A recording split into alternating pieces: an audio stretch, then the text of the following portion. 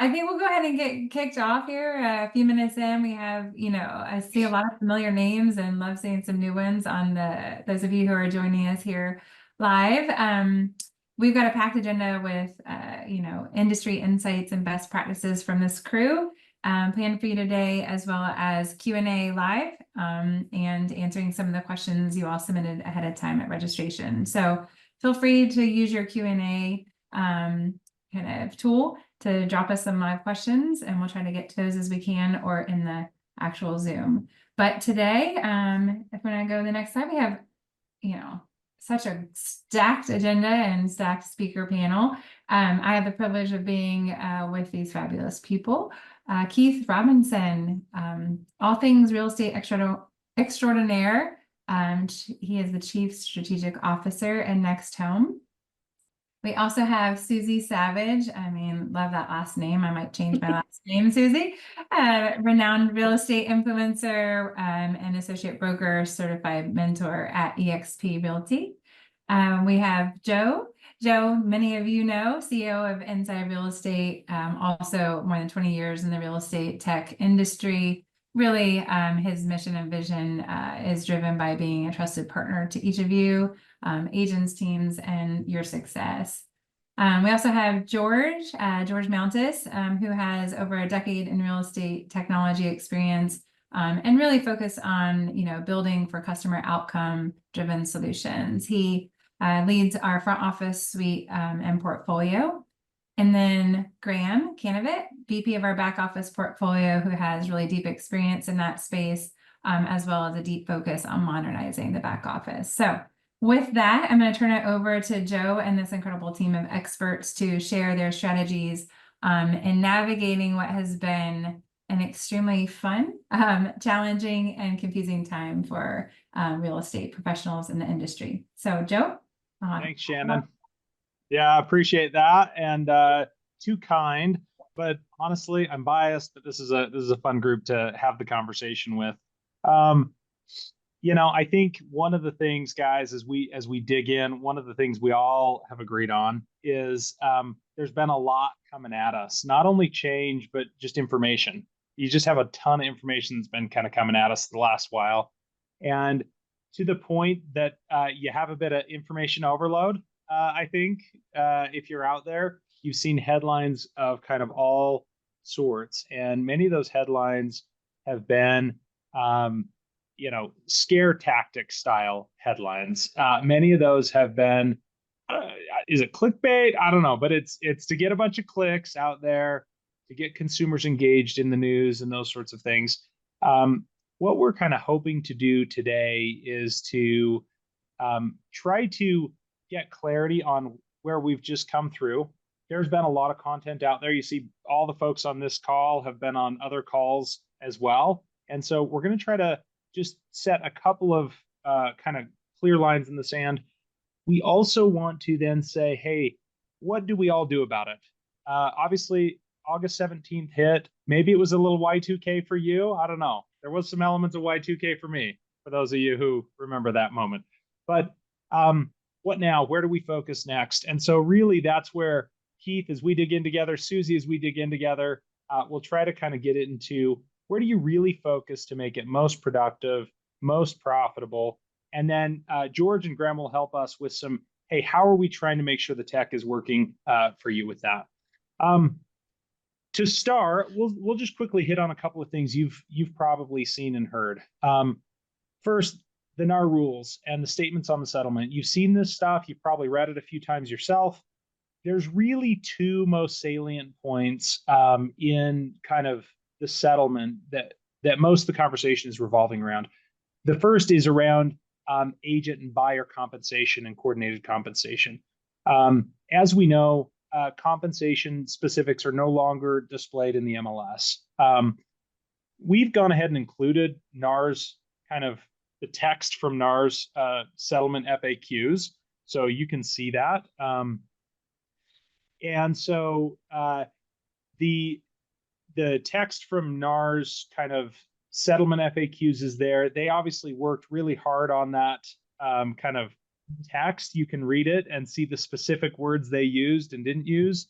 But that's generally item number one. Item number two is buyer's agents now required to have a signed agreement with their clients much earlier than some were doing. And I say some, Susie and Keith, some because some were getting it very early in the process, right?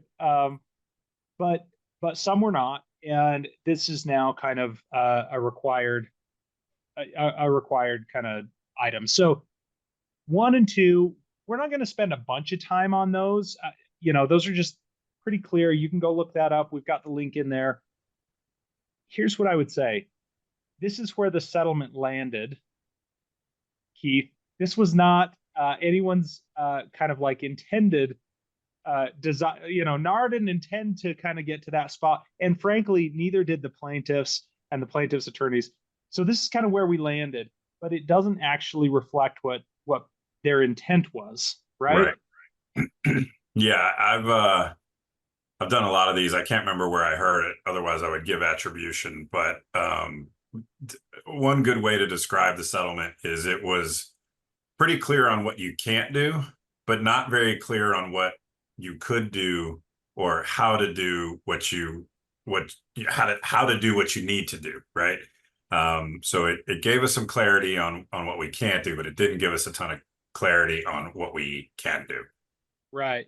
And the other thing that is kind of interesting to see is you pair this with, you guys probably saw out on Inman recently, the kind of Q&A with Ketch, as I say it, Michael Ketchmark and Inman. If you haven't read it, go read it. You may need some popcorn with it, because for me, I was like, oh, this is a drama series. I'm like, I'm watching it and I'm seeing some of the statements. And I say that because a lot of it, my perception of a lot of it was kind of, there's some scare tactics in there, right? There's some kind of playing it up a little bit, but it's good to read. You can flip to the next one, the next slide there. Go read the article. Again, don't feel like you have to take everything at exactly face value there. Keith, Susie, I'd ask you guys, what do you see in that, in kind of the article there, and how does that stack up to the NAR statements? Susie, I got to go on the last one. You go first on this one. There you go.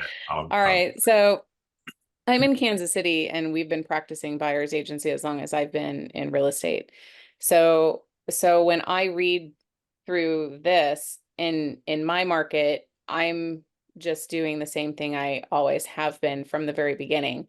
And what I'm seeing, though, is as an industry, we're having to talk about things differently. We're having to come to every conversation with the intent to educate and help people understand the impact of this on them. One of these statements in these last 2 slides in the article talks about people's interpretations of things. So you've got brokerages' interpretations of things. You've got boards' interpretations of things. You've got states' interpretations of things, and it's just very interesting as I talk to clients and peers all over the country to see every single person is in a completely different situation, even though we only have one settlement with some very clear, specific rules interpreted hundreds of ways. Yeah, I'll piggyback on that. I know how frustrating it is for the industry, because what we're best in the world at is shepherding people through a stressful transaction. And we had some clarity in the past on paperwork and processes, and now it varies widely based off MLS, off state, off of all of the things we used to know we could do. Some of that, to some degree, is up in the air and confusing. And there's only a few bright lines in the settlement, and then the rest is gray area, as we mentioned earlier. So first of all, I empathize and sympathize with the situation, because you just want to serve your clients at the highest level. Anywhere where brokerages are communally sharing their compensation offer, even if the offer is no compensation, if we have a place where multiple different brokerages are putting their compensation amounts in the same place, that's a hard no. And I've seen these groups spring up. I've seen these websites spring up. I've seen networking groups that have sprung up, trying to create a place where we can all go to one destination as different brokerages and share what we're going to do.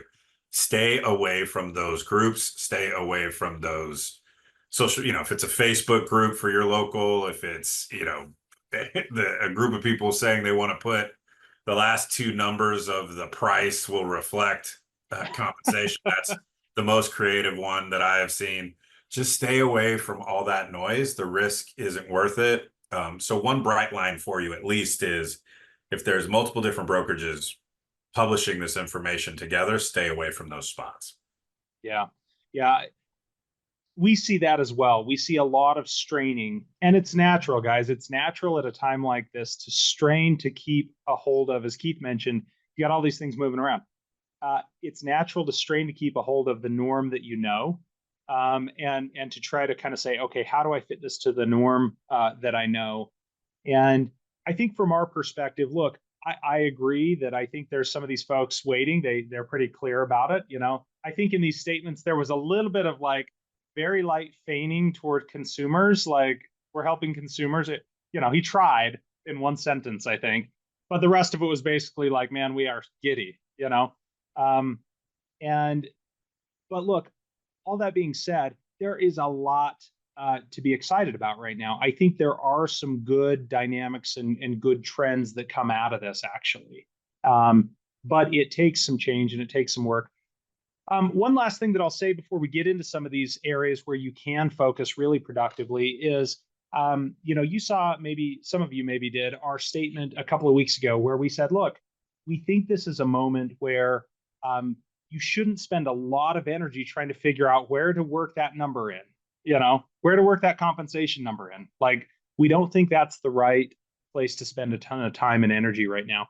What we do think the place to spend a ton of time and energy is in the practices and skills of being a fantastic buyers and sellers agent. This is the moment where you exceed with that. However, we do know people are trying to figure out this moment. And so after that statement and hearing feedback from a number of you, we said, look, let us create at least a few options. I'm going to dive deep for a second on a couple of tactical fields and options we have in the product, and then we'll come out and talk best practices. So I'm going to jump into these real quick. We'll flash through these options.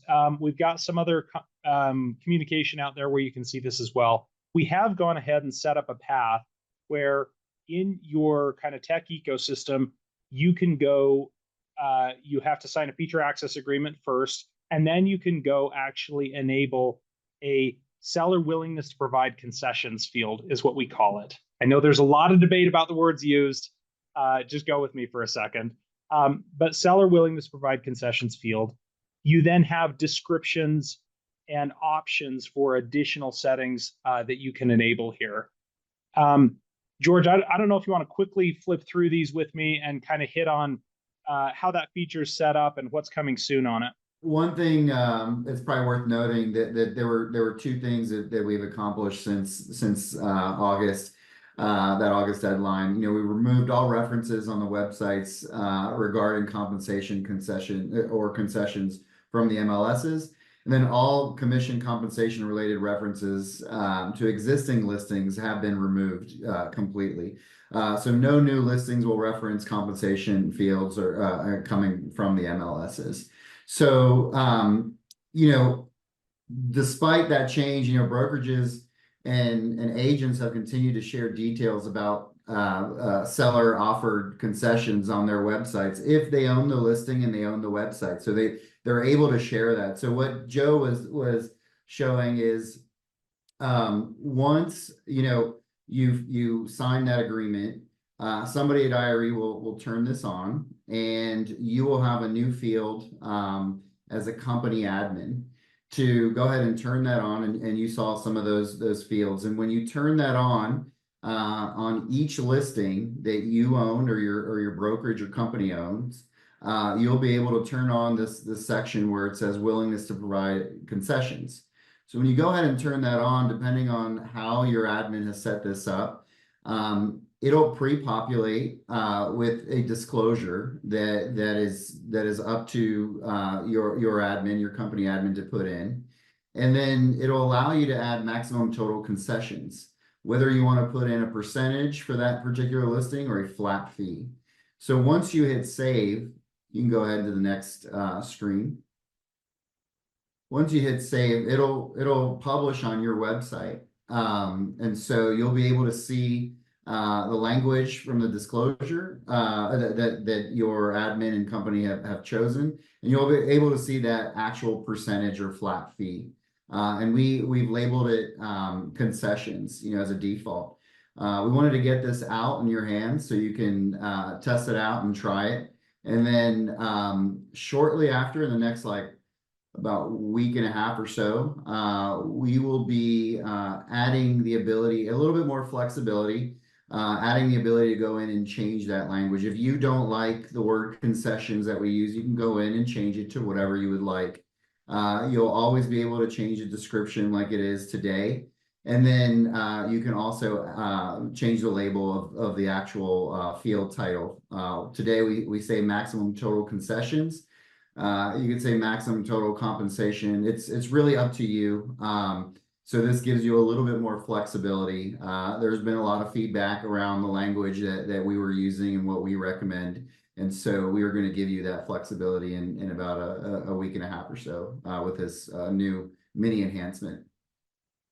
Yeah, thanks, George. And, again, our view, our official stance on our side is that you actually don't need this field. That's actually our stance, is that you don't really need this, that there should be a pretty clear set of assumptions around the industry right now that offers can include a number of items within an offer, including compensation within an offer from a buyer to a seller, buyer's agent to a seller's agent. And so we don't believe this is needed. We believe that you guys can kind of, and the industry at large will embrace this world of kind of negotiation. And there's a number of tactics. Keith, I know you've talked about a number of them. Susie, you have as well. But our view is you don't need it. However, if you feel you do, this is an option that's there. So where should you focus? So let's kind of put that behind us. And Keith, Susie, where should people focus? I think the first area is, if you flip forward one, the first area is this buyer's agreement. So Susie, you kind of talked about this a bit, but before August 17th, you maybe, in your area and you personally have always done the buyer's agreement up front. Some people were doing it, never until the closing, Yep.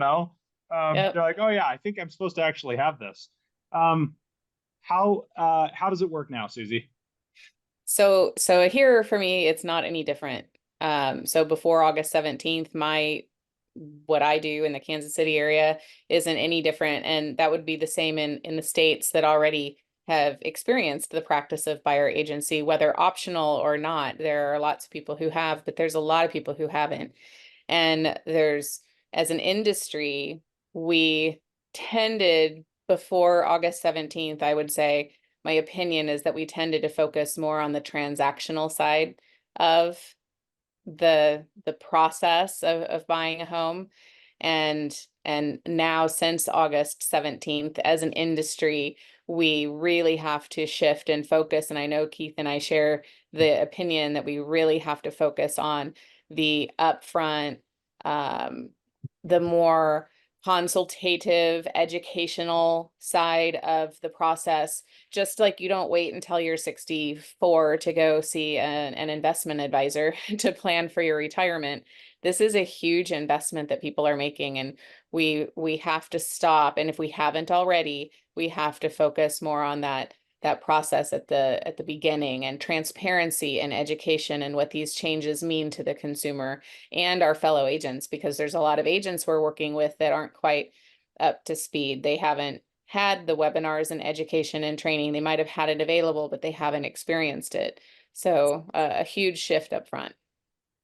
Yeah, couldn't agree more. And you can flip forward, you kind of see that, dynamic of what you described there, of like, again, this isn't like a perfect mapping of the chart, but if you were to say, where is the heat map of skills and focus area, it tended to be backloaded, like you said.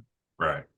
Yeah. I'll add to what Susie and Joe have just said is I think one of the areas that we're struggling with the adoption of this new thing in areas where it's new for you. I'm in California. This was available, but never implemented for the most part, except for a handful of individuals who decided they wanted to. Is, you know, the listing agreement. Let's use a frame we're comfortable with. The listing agreement doesn't have a ton of variability to it. Like you're choosing to sell your home, and you might have a few terms that you're working out, like duration of your listing agreement, usually price and commission. Those are the sort of the three variables, and everything else is pretty standard and locked in. With this buyer rep conversation, it requires more nuance than a listing presentation. So my buyer rep conversation might look very different if it's a online lead that I've never met, that I'm meeting at the property for the first time to show that home. That buyer rep agreement will probably could and should really, due to the intimacy of the relationship, right? The depth of the relationship probably should look different than a buyer rep agreement for my I'm helping them buy their fourth home, right? And they're going to sell one and then go buy their next one.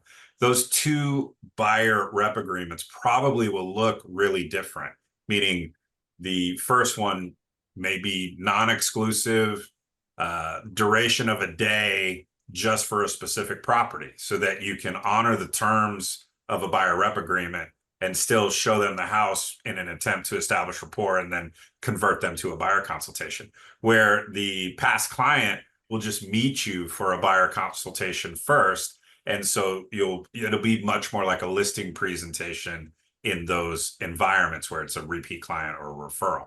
So part of the complication here is it's not a one size fits all for this buyer rep agreement compared to a more one size fits all, though I know there are variances within the process, but it's much more one size fits all in a listing presentation, much less so in a buyer rep agreement. Yeah, I think it's a great point, Keith. I mean, I'm not going to out any agents' names that I've worked with, but I am going to share an experience or two. You know, I've had a variety of experiences, some of which have been what I'd call the soft and duck with the buyer's agreement, where they're like, "Hey, here's kind of like a buyer's agreement. Oh, you don't want to do that? All right, no problem." Right? And they're like, they tried it, and I was like, and they bailed, right? They ducked. And like that skill, that particular agent now has to actually not just, Keith, to your point, know which buyer's agreement to use in that case, but how to like date me into that. Like, Right. how do you build some relationship up to that? How do you use your presentation tools to communicate your value right up front? How do you get to that? And so this skills heat map is expanded. Here's the big benefit. Yes, that means you need to learn a lot of things and learn to do them better. How many of you, if you were to raise hands out there, you don't have to, but in your brain, raise your hand. How many would raise your hand and say, I wish I would get more referrals. I wish I would actually be able to, how could this person have been in my database? I've reached out for years and they worked with somebody else. How many times has that happened over the years? How many times have you complained about that or been frustrated about that? Client for life, agent for life, a home advisor for life. You have to expand your skill gaps or into these skill gaps. You have to expand your focus area in order to do that. This is a big opportunity for you in that regard, regardless of how it got to us. So, Keith, Susie, you guys have a bunch of insights as we've gone kind of through this. Let's flip forward, and I've got a few questions that I wanted to kind of throw out at you guys and see if we can kind of chat through some of that. So obviously Keith and Susie both bring a bunch of experience and expertise around this and have coached many others on it. A couple of first questions. You know, you guys are out leading your organization every day. You're talking about how to make these changes. What are the best practices? And I don't remember which one I went to first last time. So We'll do ladies first. That's how Mama ladies raised. first, Susie. Yeah. You first. What are the best practices that you are kind of honing into the most? Give us a few of the tips and best practices you're honing in on. Well, I'm gonna tackle the first one that's listed right there with embracing the change. It's something that I have always implemented, so it's not really implementing now, but it is continuing to implement, or maybe with a different shift. It's We have to recognize that we're in an industry that changes in hours. It can change with a shift in interest rates, with an election, with weather, with all kinds of things can happen, seasonal changes. And we have had to embrace just change in general for many, many years. I mean, every year, every month, every day. And so this is just another change, and I don't mean to downplay it. It's definitely a very big thing, but it is something that we we have to look to the folks in our industry who maybe aren't very comfortable embracing change, and we have to reach out and assist them. We have to create conversations and help them with the development of their skills. And if you recognize that change management is something that's a little bit difficult, then reach out to industry experts. You've got several here. You've got a bunch within our communities that can really help with that. And my background is accounting and finance, so of course I'm coming from a completely different perspective than most other real estate agents. But really embracing that change, one of the biggest being, for many years, we never had to talk about what we do for our clients outside of a listing presentation. We talk about all the time what we do for our sellers, but we never really, as an industry, talked about what we did for our buyers. And so we were really good at it on the seller side. So let's just shift that a little bit and figure out how to make that work with the buyers that we're working with. So embracing change and wrapping our arms around the people who are struggling with it inside of communities and webinars like this has been a big thing. Keith? Susie, I'm a finance nerd as well, and finance nerds usually don't like change, you know? And so that's good that you're talking about that. If you guys want on that front, if you want a book recommendation, if you're like, you know what, I need to make sure I'm really stoking my fire in this market, The Obstacle is the Way. If you haven't read that, Great book. Ryan Holiday, The Obstacle is the Way. Go get that book. Go get it on your Audible, or go buy the book and read that right now, because couldn't agree more, Susie. Embracing the change is going to unlock many opportunities, and the folks that really lean into that are going to win for sure. I'm a big fan of any Stoic philosophy recommendation books. So I've read that book multiple times. It's one of my faves. Definitely second that book recommendation. I think one of the things that's so confusing for all of us right now is, and I know I already touched on it, that sort of tells us what not to do, but what not to do. And then we go out into the real estate ecosystem asking for what to do, and we get all sorts of myriad answers, and answers that are for people that we trust, who normally we've leaned on. So this is what we've been advising our people, probably because I have a national organization, and everyone's MLS is different, and everyone's like the use cases are different. Some have a open house form, some don't have an open house form. The paperwork is all different everywhere. Here is what I've been recommending to anyone who will listen: is slow down, take a deep breath, and as you're thinking about how you're going to change your business, remember the fiduciary obligation, and really think about it through the lens of what is in the best interest for my client, what is in their absolute best interest. And then if you use that as your North Star and then make a good logic-based decision, odds are you're going to have a significantly higher probability of landing in the right place, right? So use that as your guiding influence. And then I just want to double click on what Susie said, shifting away from making sure you remember that relationship, is the big, there's another good book, since we're dropping books, called The Gap and the Gain. The gap is where you have the where you have an area to improve, and then the gain is what happens to your business on the other side. Value prop in buyer consultation went from non-existent to paramount. And usually we do this fun rapport building visioneering exercise, and then that's kind of the whole buyer consultation. And now we have a whole new section in it that is the value prop and what you do that provides value, because in an absence of value, price is the only consideration. So if we're not having a value discussion, how do you bring value to me in this process? Then the only thing left to talk about is price or compensation. So it's time to really beef up, and we haven't had that conversation.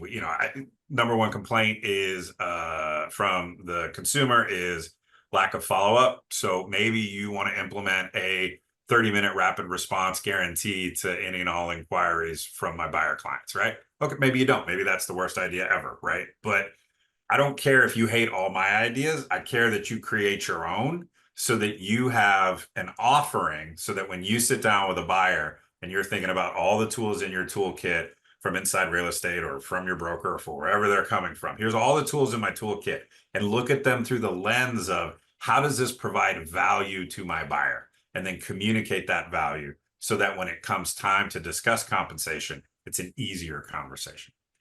Yeah, I couldn't agree more, Keith. I mean, there's a couple of things that have stood out to me over this time. I've had, we've all been on a number of webinars and discussions and things around this over the past number of months. Two questions I would pose to you.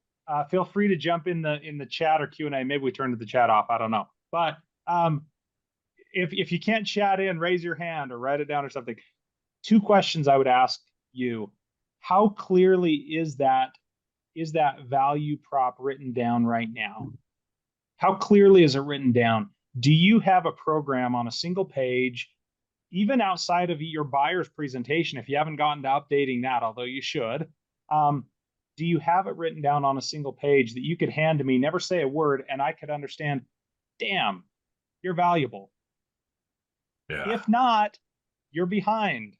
And that's okay, but today's the day, that value prop has to be super clear to you. And if you haven't written it down, it's not clear enough. And so that's recommendation number one. I'll give you on that front.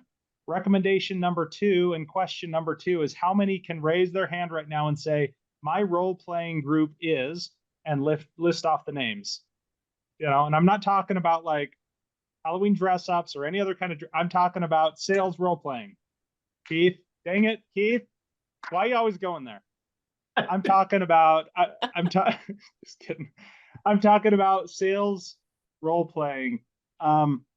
It's so effective. And in moments like this, you don't need to go stumble through with your clients. You can go and get a group, and you ought to be together twice a week right now, working on some of these things and really honing and refining. And many of you have that, and you're listing them off. You're like, I know who they are, and we met yesterday. I was texting with a top team the other day, and this was Friday night, the Friday night before the deadline, and they were doing that. They were in the office, they were role playing, and I'm like, there it is. That's what the top team's doing. But are you doing it? And do you have the folks to do it? People are out there wanting to do that with you. Get your value prop clear, hone the presentation of it. And it's no better time to do it. You have a lot of competition to beat out right now, Can I add one piece on skills practice or role playing or whatever, however we want to call it? I tend to recommend that unless you found one of those great groups that's really supportive, oftentimes if you aren't normally doing skills practice, stay away from doing it with your peers, because they're jerks. And I don't mean like they're literally jerks, but they're going to hit you with all of the questions that they're afraid of getting asked. And they're going to give you the hardest ones every time. And they're not real. Correct. And they're absolutely either not real or incredibly rare, but they're going to make it sound like they always happen. So I've actually had the most success personally and in coaching my agents and that sort of stuff, go find a couple of people you really trust in your sphere of influence, like your intimate, your close, tight sphere, your top 10, most close people. They'll love to help you build your business, and they act a lot more like a normal client will, and not like the hardest questions in the history of ever. Now, if you have a great skills practice group, don't leave that group to go do it. But if you don't have one that you're plugged into, reach out to a couple past clients that you really, really trust. Say something like, I'm sure you've heard about some of these changes. I've reworked my buyer consultation, and I'd love to come and just run through it with you. You get a twofold approach there. One, you get better at the skill. Two, you now are, you're supposed to call your sphere of influence anyway, but we don't, right? And we know we're supposed to pop by, and we also don't do that very often. At least for your top clients, you're now getting a pop by. You spend an hour with them. They get to see you go, dang, I remember that you were good. You're even better than I remember. So don't skill practice with your peers. They can be jerks. Find a safe place to go and skill practice. But if you can't go skill practice with your sphere, skill practice with somebody, even if you're skill practicing with a jerk. Totally agree. That's even better if than you got not to skill practicing practice at all. with a jerk. Yeah. That's right. Yeah. Okay, so let's hit one more set of quick questions, and then we'll move on to some cool features and solutions too. But is this a moment? Let me pose the broad question: is this a moment to reconsider how you think about buyer agency overall and different plans? And should it just be the same flavor, just delivered differently? What's the take there? Susie, I think we went to you last time. So Keith, maybe I'll start with you there first. Sure. Happy to. Okay. Yes, you're going to have multiple different plans depending on where you're at in sort of the trust continuum with the potential client that you're talking to about the buyer rep agreement. And so it's sort of broken into two big chunks. There's the buyer rep conversation, and then there's the buyer consultation, where those two things are different. So for the buyer rep piece, be flexible, whatever it takes to get it signed so that you can get into rapport if you aren't already, and ask for the buyer consultation. But what we've been talking about is the first step in the process, whenever possible, should be the consultation. Come meet me at my office. Let me explain to you how it works. There's been a bunch of changes, and you're walking them through the buyer consultation. That will not be possible 100% of the time. If it's an online lead, they aren't interested in learning about you and how you work. They reached out because they're interested in a really pretty house that they want to go see the inside of. And so you have to honor that request, but still also honor the new rules and get a buyer rep agreement of some flavor signed before you're showing. So in those instances, you want to just do the best you can so that you can get something signed so you can compliantly show the property, get them into rapport, and then you're driving to the buyer consultation after. Yeah, it really goes back to serving the needs of that person or that group of people in that moment with their real estate needs. So we have to be more flexible than we were before and really listen. That makes a ton of sense, Susie. And can you do things like, use your tech, right? Make your tech work for you like an employee, right? And so you use your tech, and couldn't you say, hey, even if you're going to meet them at a property, meet you there, excited to kind of connect and go through together. I'm going to send you something prior to that, and we can talk about some of the changes while we're going through and looking at some of these things. You can send them your kind of mini presentation deck, right? And Absolutely. because you can flip through that digitally, they can do it on their phone.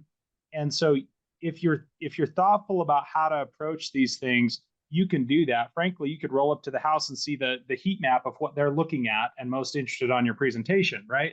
And so you can kind of pair these things together. But Susie, to your point of kind of in the spirit of service still, right? Yeah, I'm thinking that I'm going to have to move to not a not wintry kind of area, because we're going to have a lot of driveway conversations, I think. So Kansas City gets a little snowy and cold in the winter. I do think that making sure, like, we set the appointment before we drove there. So in the time that we set the appointment to get to the property, we have the time, or should make the time, to send something, whether it's, like you said, Joe, whatever tech you have available, a video, a presentation, send them to a landing page or a website that helps them understand what to expect, and then be able to discuss it more in person, face to face. And you might need, just to double click on what Susie said, you might need a few different landing pages for different buyer archetypes, right?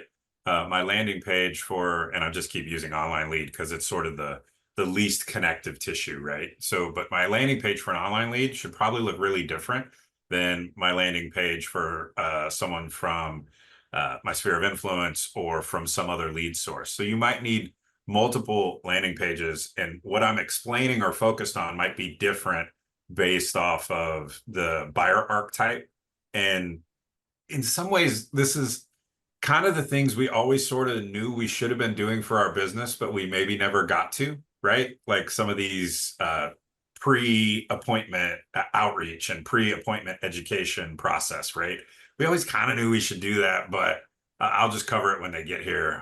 I'm really good in the living room and they're going to love me, right? At least I know there were many times in my career where I sort of counted on my skills instead of my process. And now is an opportunity to create the process to enhance your skills. And we kind of knew, oh, I should be doing this, but you never got to it. Well, now you get to it because of this external force that was put upon us. Yeah, I love that. I think it is this opportunity. It's this opportunity right now. We could go on and on. You guys can tell we could hang out here all day. We're going to jump to a screen where you can snap a QR code here and continue the conversation with us. Shannon, what does this do? Does this put light their phone on fire? What does this do when they snap that? I mean, it's just lighting their phone on fire with dropping knowledge, right? Best practice tips and tricks from industry experts. Keith and Susie have graciously offered, as well as others. So we'll continue the conversation. Grab the QR code.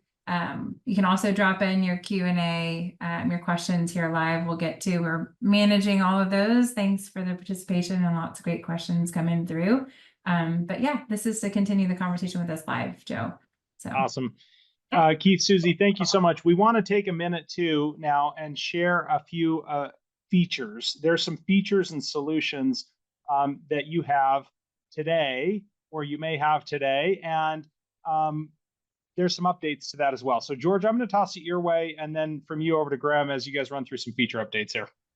Yeah, so this has been a fascinating conversation, just listening to Keith and Susie, and Joe mentioned sending the tech you have available prior to that appointment. Well, Present was traditionally a listing presentation tool. And so not too long ago, we added the ability to add buyer presentations, right?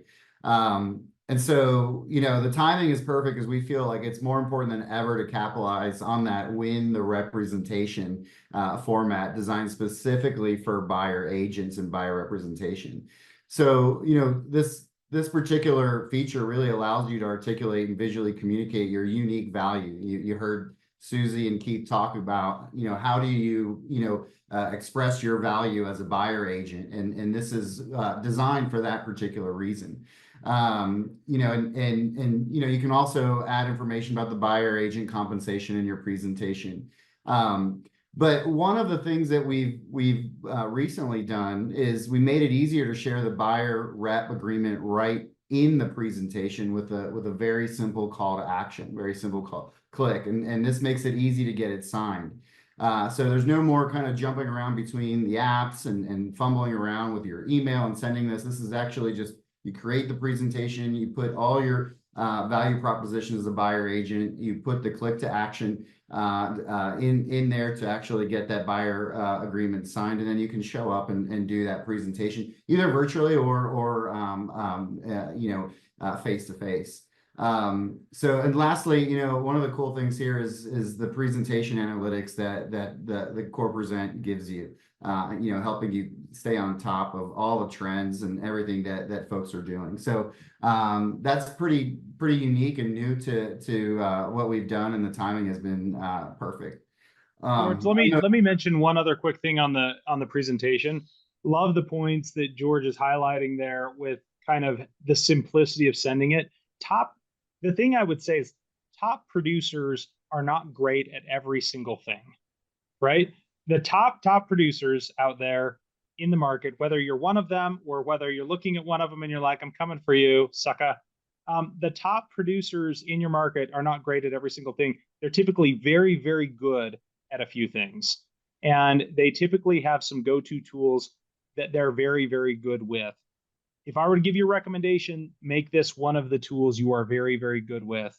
Part of what we're talking about is value up front and communicating that value. One of the most compelling ways to create trust, this is statistically proven, one of the most compelling ways to create trust is to create trust with information and data and insights. And so having a tool that can communicate your value, drag in some data and insights and trends, and do that very easily for you, and lead, as George mentioned, right to the buyer's rep agreement, and can do that really quickly digitally, and with which you can get a bunch of analytics and insights out of. That's like the combo. If you're going to go get good at something, get great at this. And that would be kind of my one recommendation. There's a bunch of other tools you can use, obviously, but get great at this if you're not already.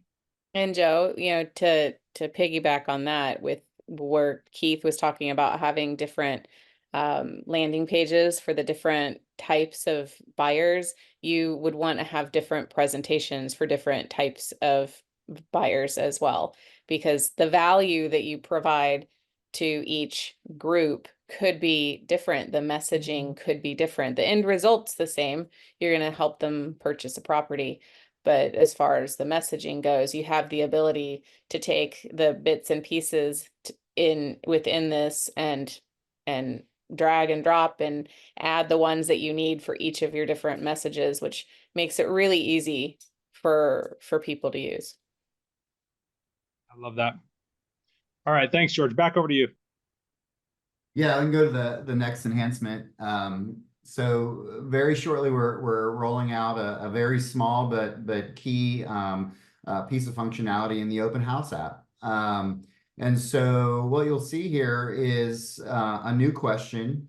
And again, if you're familiar with the Open House app, for each particular open house, you create a form, right? It's very simple to use, takes like a minute, maybe that. And you turn on the different required fields. And so you say, I want to turn on a phone number. Well, we added one more, and it's, do you have an exclusive buyer agency agreement with another agent?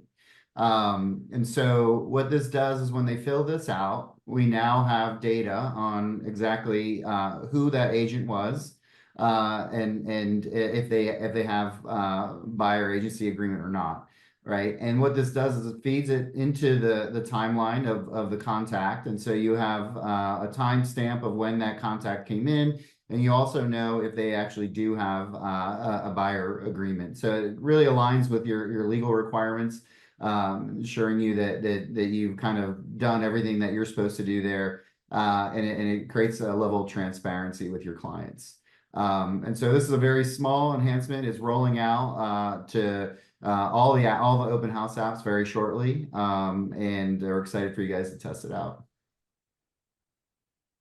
And then the next slide is just reminding you that we do have a new page editor. It's been out for a couple of months now, and this page editor, can be now utilized to create specific buyer landing pages like Keith was talking about. It's super easy to use, drag and drop. There's many different ways that you can utilize the editor, but it allows you to quickly publish on the website, a page if you needed to put all of your listings that have buyer compensation and concessions associated with it. And again, if you haven't used it, it's very simple to use. You can add it to your navigation, and so you can point folks to that particular link for other agents to view.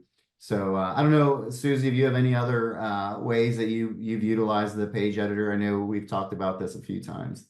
Yeah, you covered most of it. I mean, you can really have a page, just again, back to what Keith had said, for each of your different types of buyers and the different types of education you're wanting to provide, from a first-time home buyer to a repeat buyer who also has a home to sell. You can create a page for all of your listings. I know I've helped some of my peer coaching clients with creating like open house landing pages with the information for all of their open houses for the weekend. You can have individual property pages. There's seller education pages because sellers are a part of this too. We talk a lot about buyers, but there's a huge opportunity to educate sellers and what these changes mean for them and what it's like to sell in this market. So really anything that you can imagine, an opportunity to educate and be transparent and serve, that you can create a page for. I want to feed in onto that because you use the word imagine, Susie, which I think is the right word to use in this environment. The new way demands flexibility from you, and it demands creativity from you as a real estate professional. And we don't always thrive in those environments. We like the walls of the sandbox to be very clearly defined so that we can not worry about anything and just focus on serving the client. But this new way demands flexibility. I strongly recommend you time block an hour, hour and a half, 2 hours with yourself. Lock the office door so the kids can't get in. Get a bunch of your favorite beverage, whatever that might be. I know mine, and really look at the whole toolkit that you have, all the tech stack that you've got, right? And the beauty of this specific webinar that you're on, provided by Inside Real Estate at Bull Trail and the amazing team here, is you have massive flexibility. And sometimes given too much choice, it causes no choice from us. You've got to push through that psychological barrier and really sit down in a quiet place, look at all your tools and evaluate how could you use these the way they're intended or differently to provide massive value for your buyer clients. And then once you're done with that brainstorming exercise, you'll have a whole punch list of different things that you can add and curate and talk about and communicate as part of your value prop. So that sort of imagine exercise, imagine you've got all these tools and what can you do with them is really powerful and necessary if you haven't already done it. Yeah, Keith, and I would just say engage with the community as well. There's a lot going on in the communities right now in terms of tips and tricks. And part of what you'll see from us over the next while is we're really going to work to try to bubble up a lot of those tips and tricks and kind of opportunities, because sometimes you got like writer's block, right? You sit down, you're like looking at it, and you just got to go engage with that community a little bit. Fantastic. We've got a couple other quick things. Graham, you know, I'm going to throw it your way and let you hit on a few quick updates as well. Yeah, I'll try to keep it quick with the time here. But the biggest and most important thing I would add is obviously a lot of the discussion has been centered around how do you negotiate? How do you get that buyer? There's a question like, now what? Like you have you need to get a contract with them, a buyer agreement. You need to make sure that from a brokerage perspective, you handle that compliance, because undoubtedly there'll be questions around whether you're capturing these details correctly. And then making sure everyone gets paid. There's a new reality that certain concessions will be provided perhaps, but in some cases not. And so you have to collect from the buyer or, and then last but not least, making sure from a brokerage or team perspective, you have the insights to know whether your agents are able to negotiate in those scenarios. And so that's what our back office solutions, if you're not using today, provide out of the box today. So a couple quick things, if you weren't aware, we have that ability to collect the buyer rep agreements at the time of showing or before showing with the different scenarios that Keith described. Obviously, we provide the forms that many of the MLSs and associations have put out there, but as we have seen some of our customers modifying those forms to include explainers and help their agents at the table explain that both on the buy side and the listing side. So definitely, if you're not familiar with this, reach out to our team. We're happy to help you on how you can load up those buyer rep agreements. On the next slide, this is feedback we've received just in the early days from our customer base. There is a new reality of moving upstream on the buy side and getting more involved in making sure you have compliance. And while the product today does support all of those buyer workflows, we've received some feedback on just making it more user friendly, just to make sure there's one file for the client from the time they contract from contact on the CRM side to contract to close. And so just having that full visibility throughout the entire funnel is really important. That will undoubtedly have an impact to your insights to be able to see the full pipeline. So we're working on that, ETA September. Again, you can handle all the buyer workflows today, but this is an improvement to make sure it's far more user-friendly. And then on the last slide from the back office, this is probably the one that's a little bit more exciting for me. It's the dollars and cents. It's like critically important that everyone involved, when you're paying out deals, you want to make sure that everyone gets paid accurately, especially if you're handling other people's money from a brokerage perspective. So first and foremost, we've seen customers already tracking, what were the concessions in the listing agreement. It's important to realize this is just back office perspective. It's just for the staff. It's not sharing with other agents, but they're leveraging that so they don't have to constantly go into the listing agreement and see what was offered on this particular deal. It's going to get more complex, and so they're leveraging custom fields to be able to collect that information, make the staff more efficient. And then most importantly, you want to make sure that whether a concession is provided or not, or partial concession, I'm sure some of you have run into these experiences already in the first few days where, the seller concession might be over or under what the buyer had negotiated with their buyer. And so, with their buyer's agent. And so no matter what, and this is something that the back office product, Bold Trail back office that we have today, we've had those scenarios in other cases in commercial and rentals. And so the product already supports this today. Really important whether you're, collecting or invoicing the buyer's agent or buyer directly on the buy side, and the same on the sell side. So super excited for this. Last but not least, the whole system provides those insights for the brokerage to make sure, are they compliant? And two, are the agents effective at negotiating in all those scenarios, and just making sure at the end of the day they have a product that supports their new reality. And so we're super excited by that. And if you have any questions on what we've shared in our back office tool set today, just feel free to reach out to our team. Thanks, Graham. Guys, love it. Fantastic insights. Love spending time with you. And if you want to get this and more, we've got a lot of information coming. Shannon, I don't know if you have anything to add on this one, but lots of information out there. Yeah, please scan the QR code. We've curated a bunch of best practices in our resource hub around this topic from industry experts, our product experts, James Dwiggins, and so I think there's that. And then, as you mentioned, Joe, the community is such a great spot for where we're surfacing information that we have, as well as like facilitating those conversations and best practices from your peers out in the community. So I encourage you to go jump into those and engage. But again, our job here as your tech partner is to help you navigate these changes and provide the best practices from experts to you. So that's Thanks, it. Shannon. Keith, Yeah. Susie, thank you so much. Love the insights. Graham, George, thanks for all the product goodness. Thanks, guys. Thank you. Appreciate you being Happy with to be us. here. Thanks, everyone.